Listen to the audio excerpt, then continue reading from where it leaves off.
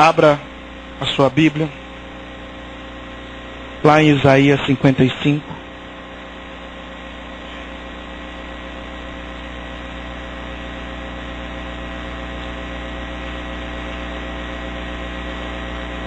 Aleluia! Todos encontraram? Diz assim a palavra de Deus: buscar o Senhor enquanto se pode achar, invocar enquanto está. Vê aí o primeiro versículo do mesmo capítulo. A todos vós os que tendes sede, vinde às águas. E vós os que não tendes dinheiro, vinde comprai e comei. Sim, vinde comprai sem dinheiro e sem preço. Vinho e? Pode tomar o seu assento, desocupar as suas mãos e aplaudir a palavra de Deus.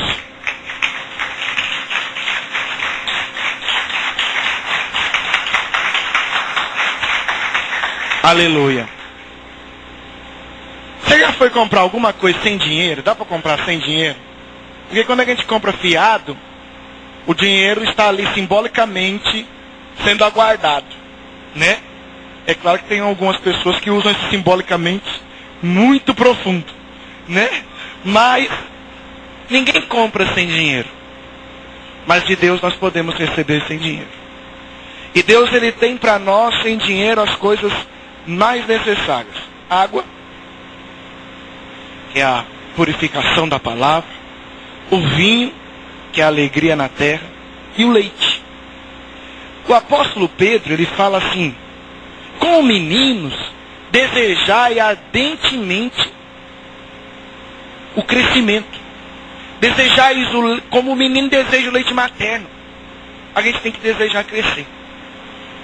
E a Bíblia nos fala no livro de Reis, e os livros de Reis, 1º e 2º Reis, é um livro que tem a ênfase na vida dos reis de Israel, por isso o livro de Reis, e reis de Judá.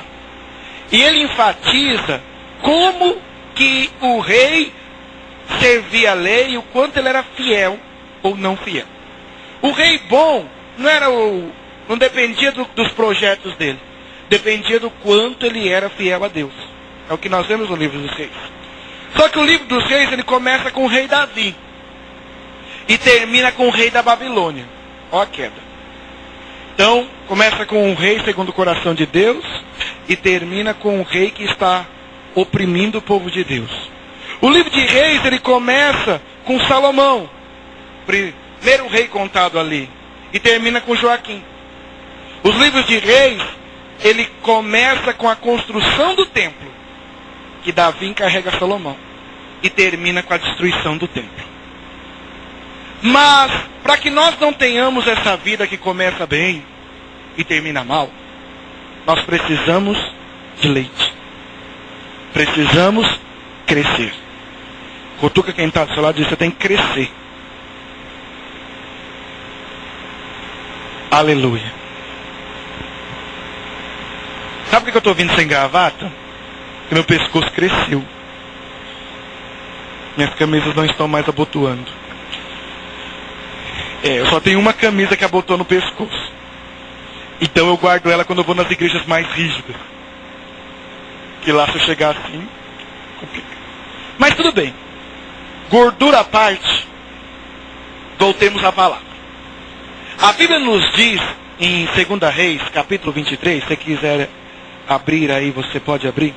2 Reis 23, o versículo de número 25.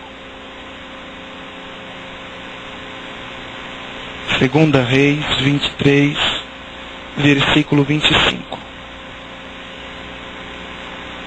Diz assim: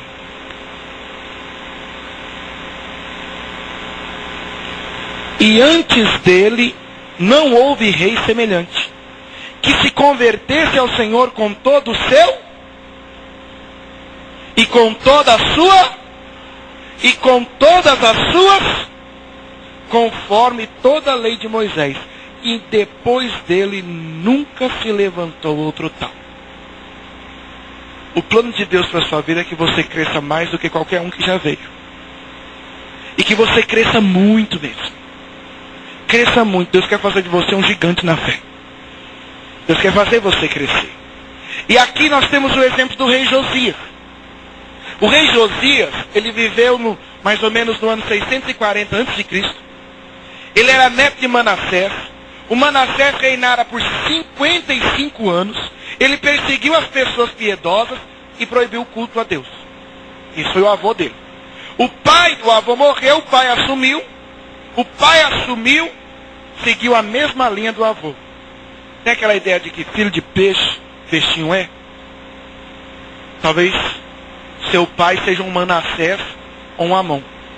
Mas a partir do momento que você levanta sua mão, você é filho do peixão lá de cima. Você é filho de Deus. Então você se torna a semelhança dele. Ainda que tenha vindo maldição sobre seu avô, sobre seu pai, aquele que tem Cristo, a maldição foi quebrada. E ele pode crescer, pode fazer a diferença, pode ter uma nova história, pode viver o impossível. E o Josias, ele assumiu o reino porque enquanto o pai dele reinava, o povo fez uma maracutaia e acabou matando o pai dele. E ele assumiu o reinado muito velhinho, Josias, com 8 anos de idade. Qual é a idade daquele menino ali? É Iago? Qual é a idade do Iago? Olha, um pouquinho maior que o Iago. Imagina o Iago de presidente do Brasil. Imaginou? Pois é. Josias, com 8 anos, ele assumiu o reinado. Com 16 anos, ele passou a buscar a Deus. E com 20 anos, ele começou a proibir a idolatria. E com 26 anos, ele ordenou que a casa do Senhor fosse consertada. Quando você vê que ele foi crescendo, e ele foi fazendo mais. Eu não sei com que idade você começou a buscar a Deus. O Josias foi com 16. Talvez você foi com menos ou com mais. Mas agora é tempo de purificar o altar e de levantar a casa de adoração. É tempo de purificar o altar e consertar as fendas. Aquilo que tem sido brecha na sua vida é tempo de ser tapado, para que o nome do Senhor seja glorificado, para que você possa crescer, para que a palavra de Deus produza resultado na sua vida. O Josias, ele, quando faz a reforma, ele encontra no templo empoeirado a palavra. A lei, a palavra de Deus naquele tempo não era em caderno assim, eram em pergaminhos, em rolos. E veja, dentro do templo estava a palavra de Deus jogada. Às vezes, as pessoas, a pastora comentou mesmo, as pessoas vêm à igreja e deixam a Bíblia aí. Lá na igreja eu comecei a pegar todas as Bíblias que ficavam no banco e dar. Aí parou de ficar a Bíblia no banco. Tinha pessoa que ia para a igreja só de domingo, deixava a Bíblia lá. Falei, sua Bíblia é mais crente que você, irmão. Leva a Bíblia para casa. Falou, para quê, pastor? Eu só leio aqui. Falei, tá aí o problema. Mas tudo bem. Às vezes a palavra de Deus está dentro de nós.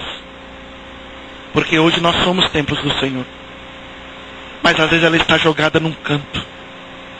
Sem valor. Empoeirada. Mas hoje é dia da palavra ser reencontrada. E assumir a posição dela de novo. É tempo de buscar o leite da palavra que faz a gente crescer. A Bíblia nos fala que a palavra, ela era representada na arca. No templo havia uma arca que ficava no Santo dos Santos. E essa arca, ela representava a própria presença de Deus. Quando o povo levantava a arca, eles diziam, Deus levantou-se e vai agora na nossa frente. Quando eles colocavam a arca no chão, dizia, Deus agora volta para o meio do seu povo. E na arca tinha 3 elementos. Ela tinha o maná, que era o pão que chovia no deserto. Ela tinha as 2 tábuas da lei, que tinha os 10 mandamentos.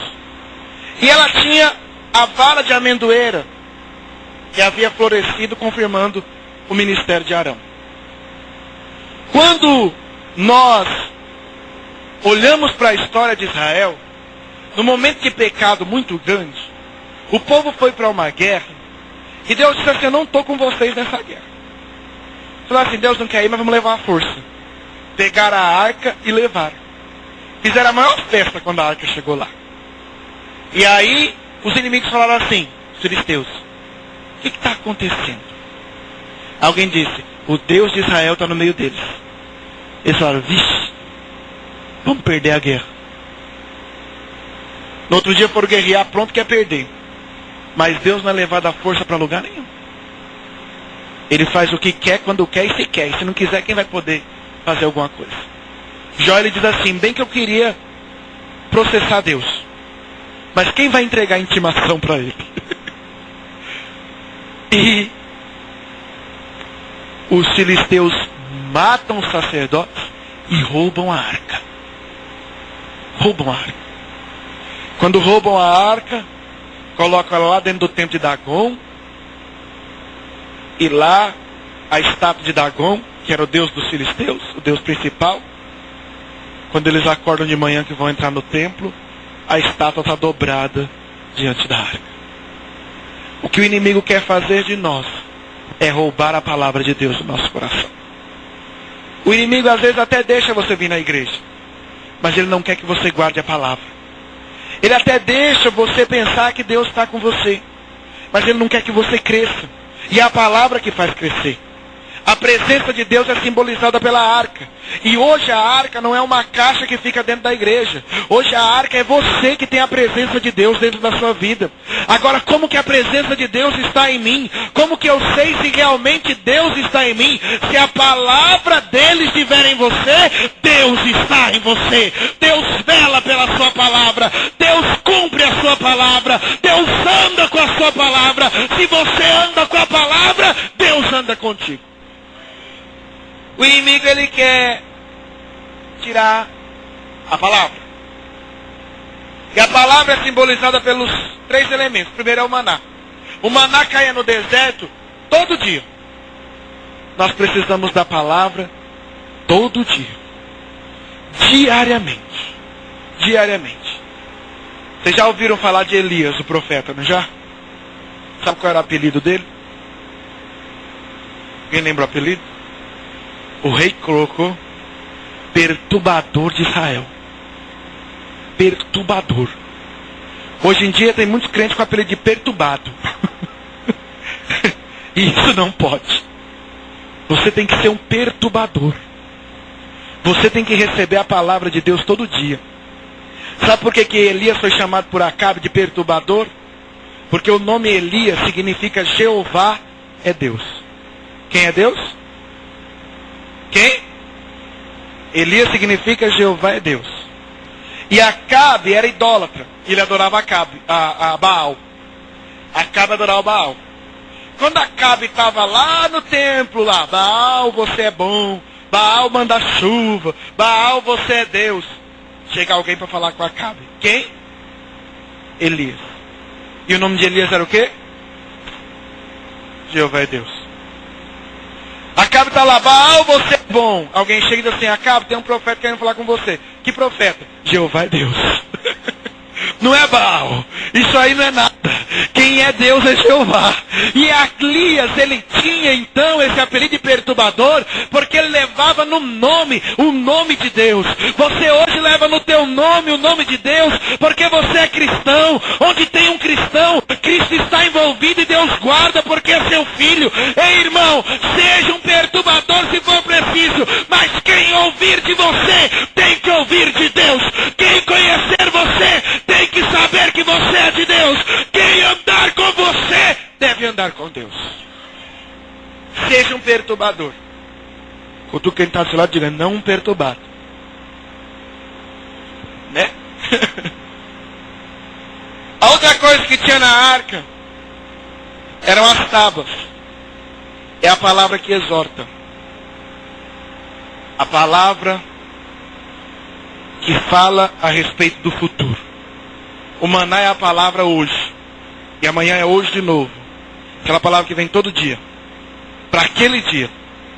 As tábuas da lei são a palavra que Deus fala para você guardar. Tem coisa que Deus fala para nós hoje no culto e não serve para nada hoje. Tem nada a ver com a nossa vida. Mas a gente guarda. Lá na frente serve. Agora tem coisa que Deus fala hoje. Se Ele deixasse para falar amanhã, não precisava mais. Deus fala na hora. Esse é o maná. A palavra, ela fala do futuro. As tábuas da lei representam a palavra no futuro. E ela nos livra de sofrer à toa. Porque quando roubaram a arca e vão buscar a arca, como a estátua caiu, no outro dia caiu de novo, se quebrou, os filisteus também foram pegos por uma praga, eles colocaram a arca para fora. E a arca foi colocada em vacas e as vacas foram no caminho de Israel. Ficou lá na casa de alguém, depois a arca foi conduzida ao tabernáculo. Quando a arca vai ser conduzida ao tabernáculo, eles colocam a arca em bois. Bois vão carregando a arca. Só que a palavra dizia que quem deveria carregar a palavra, ou melhor, a arca, eram os levitas. Eram aqueles que serviam a Deus. Os separados para o ministério. E quem estava levando os bois, umas bestas ignorantes. E não é. A presença de Deus não era para acompanhar. Quando eles estão lá caminhando, um boi escorrega, a arca vai cair. Quando ela vai cair, alguém põe a mão para ela não cair. Quando põe a mão, morre. Davi fica muito chateado. Por que ele estava tão feliz? Porque estava sendo feito errado. Às vezes Deus diz coisas para nós que nós dizemos, mas para que está dizendo isso? É para nos livrar da morte amanhã. É para nos livrar do perigo do amanhã. A gente olha para o agora. Deus olha para o agora e para o depois. Se Deus te disse algo, ainda que você esteja vendo que de outro jeito é mais fácil, ou parece melhor, acredite na palavra de Deus, porque Deus, Ele sabe o fim do caminho, Ele sabe como guiar você. Deixa a palavra de Deus te guiar. Se você quer crescer, seja guiado pela palavra de Deus. Busque a palavra diariamente e seja guiado por ela. Ela tem que ser sua bússola. Lá também tinha a vara de amendoeira. Arão era sacerdote. E Moisés era o profeta. Algumas pessoas se levantaram e começaram a dizer assim, sabe por que Arão é sacerdote? Porque é irmão de Moisés. Se não fosse irmão de Moisés, não era nada, porque ele não tem competência. E Arão ficou muito chateado. Talvez alguém diga algo parecido de você. Ah, é amigo da pastora. Ah, é amigo do pastor. Ah, é parente, está aproximado. Se não fosse assim com os pastores, não era nada. E ali, Arão fica arrasado. Deus diz assim a Arão, Arão, separa um de cada tribo que quer ser líder. Um de cada sacerdote. E manda que cada um pegue a vara e deixe aí na terra. A que florescer primeiro, esse é o que eu chamei. Colocaram. Quando colocaram, depois quando foram ver, todas as varas estavam secas. Mas a vara que Arão tinha colocado, essa estava florida. E era uma vara de amendoeira. Talvez você está pensando em desistir e não quer crescer mais. Por causa das afrontas que você tem ouvido. É assim mesmo. A palavra também nos consola com o passado. E a vara de amendoeira ela dá duas flores. E todo o ministério das duas flores. Uma branca e uma rosa. Eram as flores que a vara de amendoeira dá. São as flores que ainda existem. Uma é amarga e a outra é doce. No ministério, no servir a Deus, no andar com Cristo, nós temos momentos de amargura. mas temos momentos de doçura também. Agora o que nos consola é saber que mesmo quando recebemos acusações, mesmo quando nossa chamada é questionada, mesmo quando o nosso ministério é questionado, mesmo quando as pessoas atiram pedra, mesmo que seja amargura ou doçura, em todo tempo Deus está conosco para nos consolar. A palavra nos faz crescer porque ela nos consola. Se você está experimentando algo amargo, não desista não. Deus vai te fazer crescer nessa situação e amanhã você estará maior e mais forte em nome do Senhor Jesus. Meu pai é pastor desde que eu sou criança. E eu posso dizer que eu comi o pão que o diabo amassou na igreja. Filho de pastor não podia fazer nada. Eu pensei em sair da igreja e ir para outra que o pastor não fosse meu pai. Só para me ver livre desse karma. Mas nos momentos de dores, a palavra do Senhor me consolou. E Ele mostrou que não foi pai, não foi mãe. Não foi por A ou foi por B. Mas Ele amou a mim. Deus ama você. Ele escolheu você. Não importa com quem você tem mais amizade.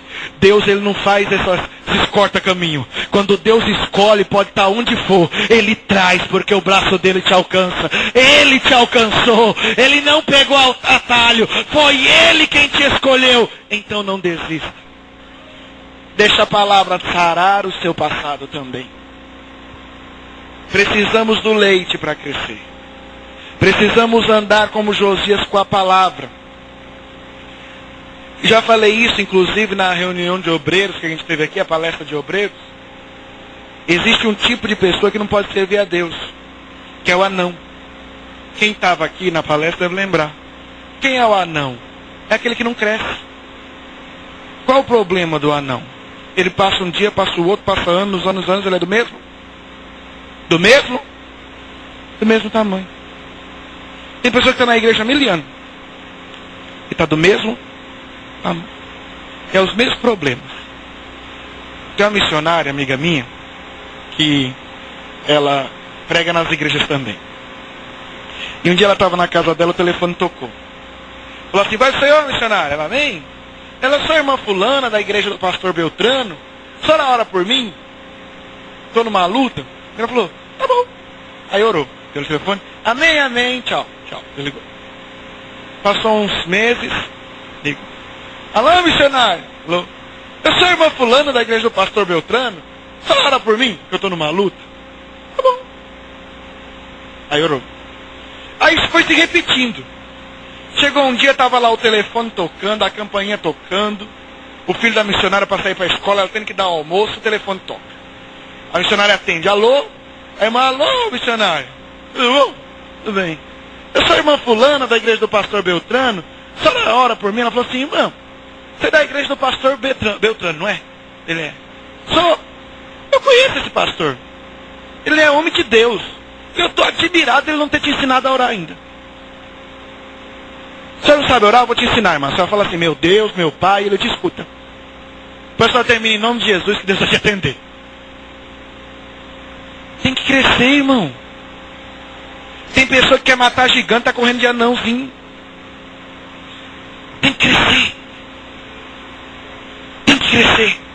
Deseja o crescimento, nem que ele venha com luta, nem que ele venha com dificuldade. Não pense que essa luta veio para te matar. Não, ela veio para você crescer. Deus vai fazer você crescer. Não tenha medo. Não tenha medo. E o outro é o coxo, que também não podia servir. Porque o coxo, ele cresce desproporcional. Ele tem uma perna maior que a outra. Ele anda bem de uma perna, da outra ele anda mal. Pedro diz que a gente tem que crescer na graça e no conhecimento. Tem crente que é cheio da graça. Ele faz vigília. Ele ora. Fala em língua. Sapateia. Dá pirueta. Roda peão. Quebra asa. Faz tudo. Falar de Bíblia, ele diz: o que é isso? cresceu bem de um lado, mas do outro está atrasado. Tem outros que não. Lê a Bíblia de Gênesis a Apocalipse. Conhece toda a história de Israel, história do Novo Testamento. Sabe tudo no hebraico, no grego. Quando manifesta um demônio, ele pega o diploma de teologia e fica batendo com o diploma na cabeça do demoniado. Não resolve. Não resolve. Você tem que crescer na graça e no conhecimento. Você tem que crescer de maneira que agrade a Deus. Ore um pouco mais. Leia um pouco mais a Bíblia. Leia um pouco mais a Bíblia. E ore um pouco mais. Cresce. Eu estou quem está disso. Cresce. Fale, cresce por igual. A palavra, ela também tinha representação no tabernáculo com a pia. A pia era para ser feita de espelhos de mulheres. Que o sacerdote, quando oferecia o sacrifício, ele lavava as mãos. E a palavra, ela faz isso. Ela é como espelho. Ela nos purifica, nos lava, e como espelho ela mostra o que está errado. Você sabe que às vezes alguém tem vontade de brigar com o espelho. Pelo menos eu tenho. E às vezes eu vejo o espelho e eu viro a cara. Faz um tempo que eu ando meio intrigado com o espelho. Eu acho que não é pecado se intrigar com ele, não. Com ele eu acho que pode. Mas não adianta eu brigar com o espelho. O problema não é nele, o problema é em mim. Às vezes a palavra vem, a pessoa não gosta, mas o problema nunca era a palavra. A palavra é só o espelho que mostra para nós. Só que Deus colocou o espelho, não foi no canto. Deus colocou o espelho na pia. Porque Deus não apenas mostra o seu erro, Ele também te purifica. Ele te dá a oportunidade de mudar. Ele te dá a condição de melhorar. Ele te dá a condição de viver de maneira que o agrade. Eu coloquei hoje uma outra camisa. Terça-feira eu fui pregar. Uma outra camisa. Aí teve lá uma unção, o pastor me ungiu, me encheu de azeite. Aí me ungiu, pôs a mão no meu bucho. Aí tá bom. Eu cheguei em casa, nem tirei a camisa, pus lá no cabide, bonitinho. Aí hoje eu me vesti. Como eu não me olho no espelho, e aí que mora o perigo, eu só olho no espelho do banheiro, que mostra daqui pra cima. Falei pra Regiane, tô bem? Ela falou assim, essa camisa tá suja.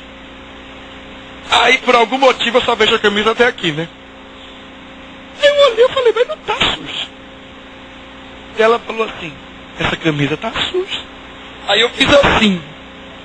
Aí eu vi a manchona amarela aqui. Não tava suja, tava podre de sujeira. Podre de sujeira. Às vezes nós estamos vendo só a parte que está limpa. Mas a palavra de Deus é o espelho que nos mostra onde está a sujeira escondida. Só que graças a Deus eu tenho uma boa esposa e tinha outra camisa disponível. Eu tirei aquela, vesti essa, que ainda está limpa. Graças a Deus. Deus, Ele não mostra o seu erro e deixa você jogado. Deus, Ele mostra o seu erro e te dá a oportunidade de crescer. Eu não conheço uma pessoa que nunca errou. O problema não é errar. Todo mundo já errou. O que você não pode é continuar errando. Aquele que conhece a Deus não vive pecando. Deus te dá a chance de arrependimento e te dá a oportunidade de crescimento. É isso que o Senhor nos dá. E a Bíblia nos conta que Deus, Ele nos dá a sua palavra e ela não volta vazia. Ela produz resultado. Deus não dá a palavra para você saber mais. Deus não quer encher você de conhecimento. Deus quer encher você de poder. Se Deus quisesse encher você de conhecimento, Ele te dava o Google. Não. Ele te dá a palavra dEle. Porque Ele quer te encher de poder. A palavra te dá poder. É com a palavra que você cresce. A Bíblia diz que Eleazar, filho de Dodô, ele foi defender a terra dele numa guerra. Ele lutou tanto que a espada ficou grudada na mão dele. Ele abriu a mão, a espada não soltava, porque a espada grudou na mão dele. É assim que nós devemos viver, irmão. Temos que andar tanto com a palavra que ela tem que estar grudada em nós. A palavra é você, você é a palavra. Quando você abre a boca, Deus fala. Você tem que ter a palavra grudada em você. Quando Jesus foi tentado no deserto, ele venceu com a palavra. Cada vez que Satanás dizia algo, ele dizia, está escrito, está escrito, está escrito. Ele tinha a palavra, com a palavra ele venceu. É com a palavra que você vai vencer. Não basta ter a espada, tem que manejar bem a palavra da verdade. E hoje Deus te dá a oportunidade de crescer e manejar bem essa palavra. Quem tem Bíblia? Precisamos manejar bem agora.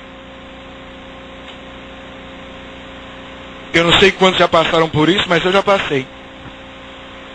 Momento de apuro, a gente vai lá e abre a Bíblia, Senhor, fala comigo. Onde sair é Deus falando. Isso é um perigo, né? Dizem, não sei se isso é verdade ou história. Diz que o homem estava em apuro e falou assim, Senhor, eu vou tirar 3 palavras. E o que faz sair, eu vou fazer.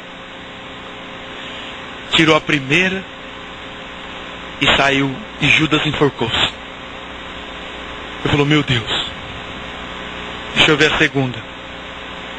Aí tirou a segunda. Quando tirou a segunda, saiu assim, vai tu e faz o mesmo. Aí tirou a terceira. Quando ele tirou a terceira, saiu assim, o que tens de fazer, fazes tu depressa. Olha o perigo. Pastor, mas no momento de apuro eu já tirei a palavra assim, Deus falou comigo. Comigo também. E às vezes eu fico com tanta pena da gente que eu disse, eu falar com esse pobre coitado, senão ele vai se enforcar. Mas quando a gente tem a palavra dentro do nosso coração, na hora da luta, o Espírito Santo nos lembra da palavra. O Espírito Santo nos lembra. Agora, como que o Espírito Santo vai me lembrar se não tem o que eu lembrar porque eu nunca li? Eu preciso da palavra. Eu vou crescer é com a palavra. Que possamos receber o leite da palavra. E estar maior hoje do que ontem. E que ainda que às vezes tropeçamos, que a gente sempre veja a mão do Senhor estendida para nos levantar. E que Ele nunca nos deixe afundar, mas que sempre nos dê a oportunidade de crescer um pouco mais. Deus quer fazer de você um gigante. Você crê nisso? Você quer crescer? Então se coloca de pé e aplauda o Senhor.